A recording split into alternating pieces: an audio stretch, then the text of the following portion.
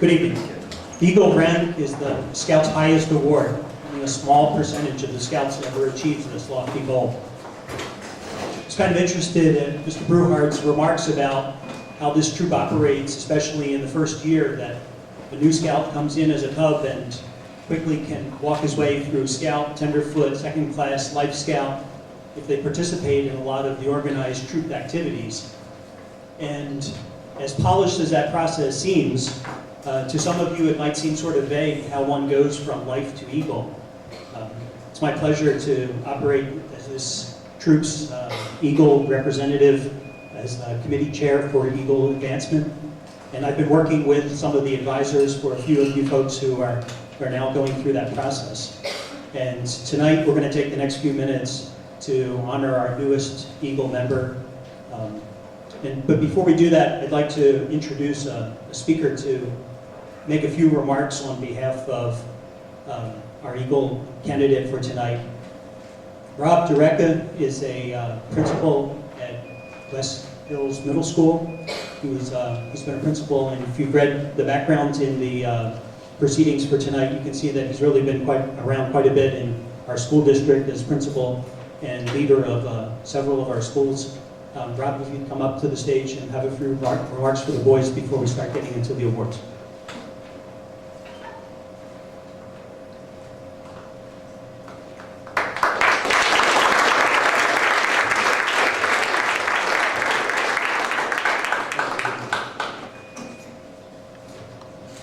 I need audio.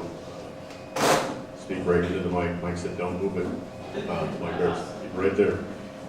First, I'd like to thank you very much for being here tonight. It's quite an honor, and it's neat to see this room full of scouts at an age. I'm more familiar with the Cub Scout experience here, and it's a little more energy, you know, just a tad. I'm sure you all live that, and Diane was like, "Don't worry, it'll be fine. No one will hear you. Just run around." I said, "No, these are bigger kids, Diane. They want to sit still, so it'll be good."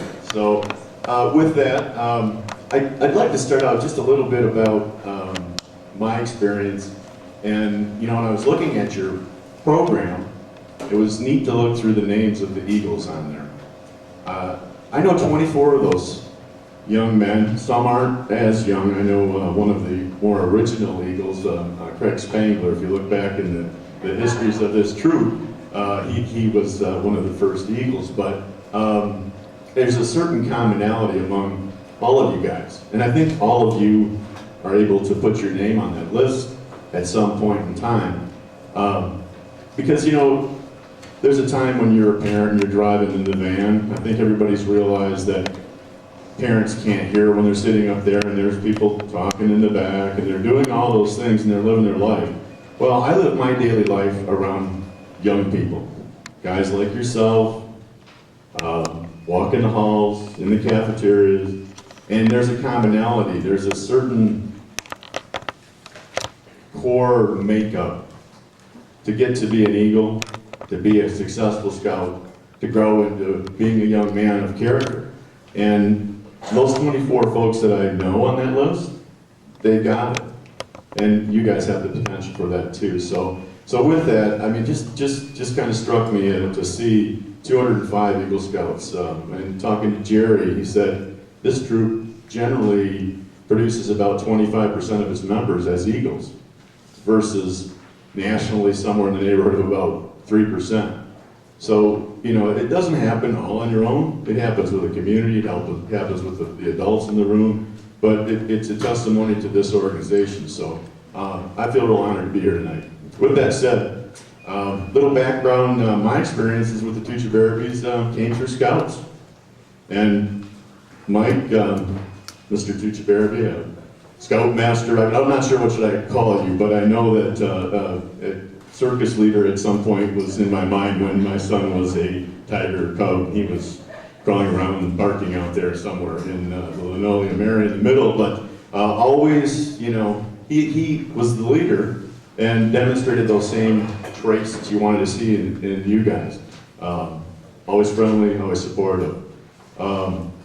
Michelle, hey, can you get the Kroger PTO fundraiser listserv out again, please? Always friendly, always nice. And guess what? You know what? She did a lot of work for our school. You know, these are people that are giving back to the community, and that's what you guys do as scouts.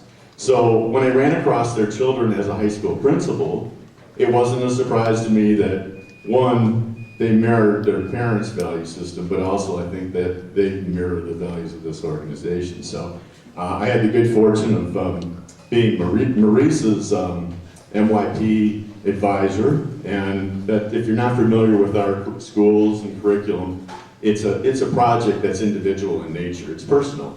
And her topic, her personal choice was to plan a blue and white, or blue and gold banquet. And I'm like, but you're not in Scouts. But as I got to know Marisa better and the experience, she was very, very tied to it. And you could see the authenticity that night when all the parents, all the dads, I'm thinking that, and moms that were like, wow, she did it.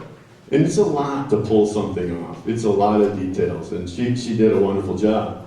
So, and I didn't request these guys. I didn't. I wasn't even part of the committee. It's like, but I struck twice. I got another Tucci Baraboo, and that's the young man we're going to honor tonight with Anthony. And I was his advisor for his personal project. We had a cohort. It was voluntary. This year, if you're a sophomore in high school, it's not voluntary, but it was for Anthony. And he was always had a certain surety about himself. Other kids in the group, we had 6 in our cohort. He was helpful, offered suggestions, participated. Whenever there was a deadline, hey, you're gonna be all right, Anthony? Yeah, I'm good. And he delivered. If he didn't say it, well, he might not have, but he didn't commit to something. He was really sure about it. You know, sometimes he was quiet, he was balancing it all, but he made it happen. And so I really, as we worked through that process, I got to really know Anthony on a deeper level and was so impressed with him. So, with that said, took a look at some of the things that related to Eagles. And it's a lengthy list. And I asked myself, were the experiences I knew of the Tucci Baraboo family, were the experiences involved with a personal project, was that enough from a process standpoint? Was he just born a leader, or was it something that was developed through a process? And as I looked at the process to become an Eagle, it makes the personal project seem pretty small, relatively. So I could see why you weren't so worried about it. 21 merit badges, positions of responsibilities, leadership conferences, all of these different tasks. That's not all of them. Most important, I think, too, is living by the Scout, oath and law. But at the end of it all, I kind of found it funny. It says, and at the end, stand before a board of review to demonstrate your successful completion of all these things. And by the way, state your ambition and your life purposes. So, and you got to do this all before you're 18 years old. So I hope you have it figured out, because I'm still working on that part. But at any rate, you accomplished all these things, and you did it before you're 17. So traits that are very important, will take you very far in this world. Going back to some of the things, service to others. I saw Anthony in first person, mentoring other students, mentoring younger scouts, and doing it in a way that was like, hey, this is good. This is good, I like this, I'm helping someone. So he's helpful. He's fun to be around, he's cheerful. He's flexible. My favorite story about his flexibility comes with his personal project again, which he also, I think, tied into scouting a bit. Let's do a winter camp. Let's take my dad for a winter camp.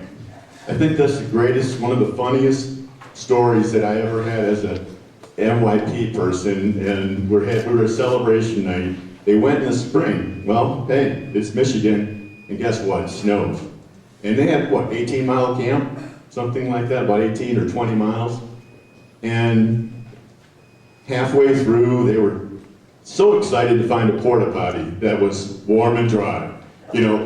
Improvise, flexibility, all the things that happen. And, people snowmobile when there's snow. But, hey, working to keep his father on task, he encouraged him to take the hard way. And they made it. But I mean, listening to your father tell the story about how he had to lift his legs up and down and over again, and really wanted to give up, but he made it. And I think that kind of tenacity, that kind of determination comes through this experience. And also, guys that are working towards Eagle, it's a step, it's a process. It takes time. And you've done that. So congratulations to you. Congratulations to the troop. And, you know, congratulations on your attitude to get you here. Charles Swindell talks about life being 90% attitude. Everything else is going to happen to us. It's how you handle it. And to you, I think you will continue to make a big difference in our community.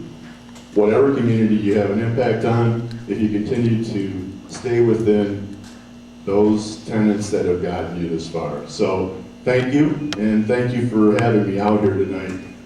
Congratulations, Anthony.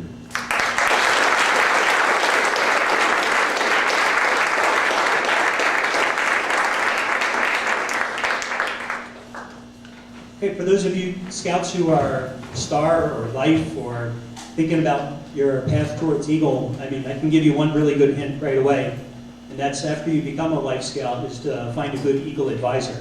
So next I'd like to introduce Dr. Long back to the stage, and he has a few comments, and he's going to give a few more details about Anthony.